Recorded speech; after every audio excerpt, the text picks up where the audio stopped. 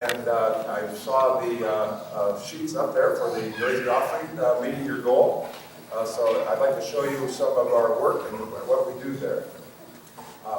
So St. Paul Partners is a NGO that's been working about 15 years in Tanzania. It's an offshoot of a partnership with between the St. Paul Area Synod and the Iringa Diocese of the Lutheran Church in Tanzania, called Bega kwa Bega, which means shoulder to shoulder. The shoulder to shoulder has about 70 churches here, congregations that each one is partnered with a congregation in Tanzania. And so many of the villages that we serve are part of our partners from this Bega kwa Bega partnership. The area is Iringa Diocese is in the center of Tanzania. You can't see it too well, but it's about a mile elevation, about the same elevation as Denver, just south of the equator, which means the weather is year-round really nice, never too hot. You think of Africa as hot, but this is at a mile elevation. It's just lovely weather. And so we serve the villages in that area. We have 3 employees in Tanzania. Hanel is a project manager. We have a woman that does WASH training. WASH stands for Water, Sanitation, and Hygiene. And then we also have Peter, a driver, who also does pump repair. So that's our staff, and we then manage things from here as a board with a weekly Skype call, text messages. We're in pretty good communication with our team. So it's hard to think in Minnesota about what it's like to not have good water. We have good water abundant here. We even have lakes you can drink out in Minnesota. This is not true in Tanzania. In a tropical climate, they use natural fertilizer. There's animals all over the place, livestock and wild animals too. And so normal water sources are in short supply in the villages. So in a city, the cities also, they have piped water systems that come to your house like we do. The water typically, often is not safe though without filtering or some kind of treatment, but they have abundant water in the cities. But in the villages, they use whatever sources they kind of can have naturally there if they don't have wells. So this picture here shows some children in a river. A river is a very common source. This river actually has crocodiles, so imagine sending your kids down to get water in the river that could have crocodiles. So, you know, you've got that little fence there, but things can be dangerous. Here's another source. So surface wells, they call them wells, but you're just dig out where water can collect. You know, and so it's not good water. It's not safe to drink. Creates a lot of illness. And so that's what they do, but before they can actually have a well.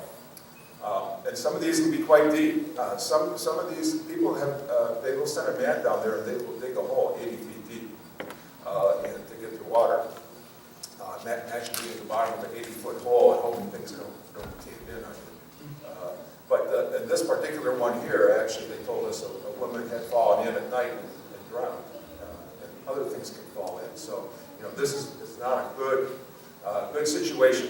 And so our team, when we identify some of these villages that need safe water, we have a team that goes up there and organizes a partnership committee in the village, a group that is going to work on how to maintain this, how to plan for where they need water, water's pumped to the wells, and then also how to collect some fees to maintain the well, to pay for replacing seals and keep it in working order. And then we also do some WASH training, water, sanitation, hygiene training, to help people know how to protect the well from animal sources. You want to have a good area around the well without any ground contamination and manage that. So this is the type of, it's called mud rotary drilling. What it does, it has a portable unit that we can actually manually carry, disassemble that pump. What you see there is a diesel-powered drill, basically, and about 5-foot pieces of pipe that all connect. The pipes are hollow, and so mud is pumped through that pipe to remove the cuttings. And so it's called mud rotary drilling. And this is the typical way to drill for hand pump wells. So they can drill to maybe 50 meters and then put a hand pump on it. This picture here shows the two pits. So the pits are, one is to kind of let the cuttings drop out, and then the mud goes over to the next pit free of the cuttings, and then can get to circulate. So that's how the wells are drilled. This is a casing, and so it's a 4-inch casing that goes down that hole. Once you drill that hole, you put this casing down, and you notice there's little slits cut in it, and we pack gravel around the casings to keep out dirt. So that's where the water comes in, and then the hand pump then pulls the water up through the casing.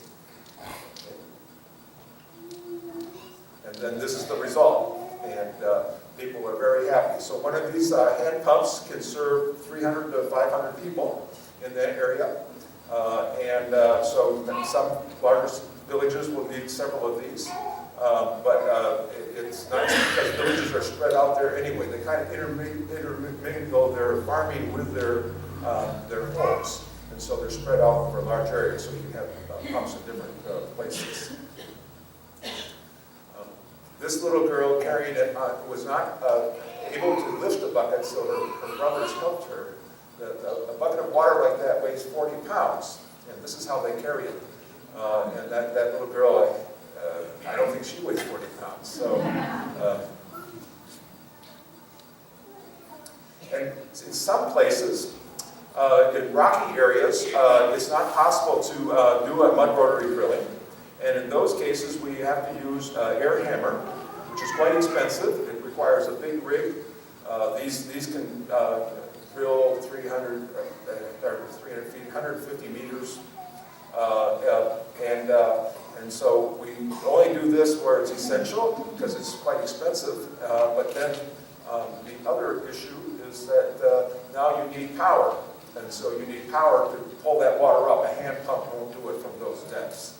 And so, so then you need electricity. So, most of these villages don't have electricity, so you either need a solar-powered pump or you need a generator, diesel generator that can generate the electricity and then pump water into a storage tank for distribution.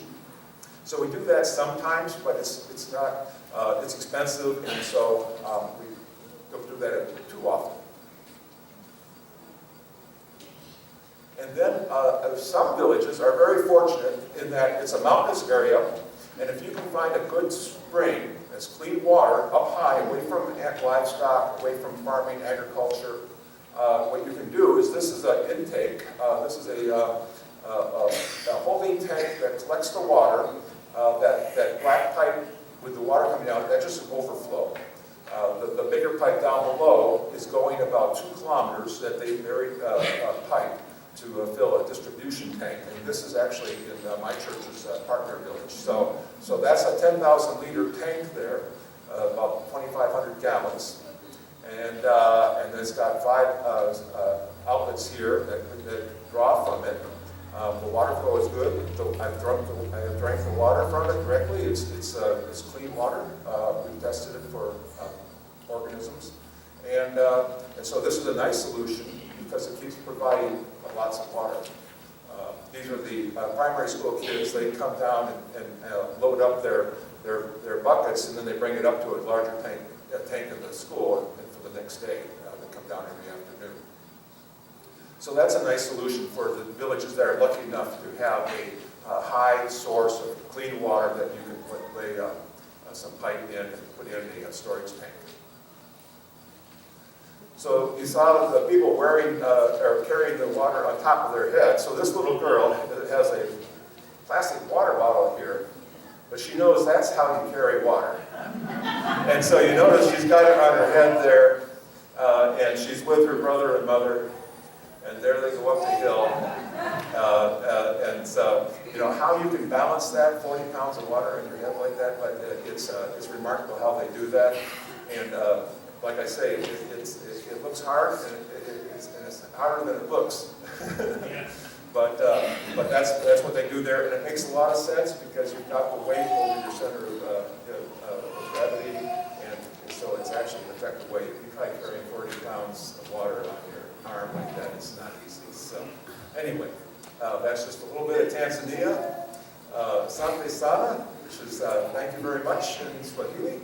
Maji safi is what we do there, clean water. So I appreciate your efforts to raise some noisy offering for a well, and what we would put that for is one of those rotary mud drilled wells. And we have some schools that also raise funds for part of the well, so we will combine. And that'll work out a very nice pairing. And so we will then give you some pictures and let you know where that well is. So thank you very much.